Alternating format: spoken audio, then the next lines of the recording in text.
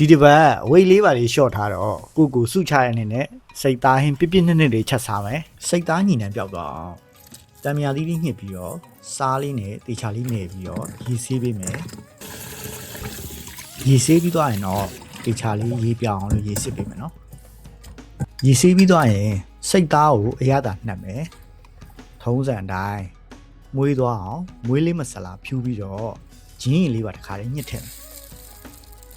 အသားလေးကိုအရသာစိတ်ဝင်သွားအောင်တေချာလေးနာလေးနေပြီနော်အသားနှက်တဲ့ချိန်ကြရင်ကြက်သွန်နီကြောပါတစ်ခါလေးထည့်နေကြက်သွန်နီကြောထည့်နေရတဲ့ကိစ္စကိုခဏနေကြရင်ပြောပြမယ်ကဲစချက်မယ်တီချဘူးကောင်းနဲ့ကရဝေးလေးကိုစီတက်ကြက်သွန်ဖြူနှုတ်နှုတ်ဆင်းထားရလေးထည့်ပြီးရင်စောစောကညှစ်ထားတဲ့ရင်းလေးကိုပါထည့်နှက်ထားတဲ့စိတ်သားကိုပါတစ်ခါလေးထည့်မယ်စိတ်သားလေးကိုလုံးမယ်ရေထည့်မယ်ဖုံးလေးအုပ်ပြီးတော့15မိနစ်လောက်နှက်ထားမယ်15မိနစ်လောက်နေရင်စိတ်သားနူးမနူးကြည့်မယ်စိတ်သားလေးတွေနည်းနည်းနူးစားပြူလာပြီဆိုရင်ကြက်သွန်နီလုံးတိတိလေးတွေထည့်မယ်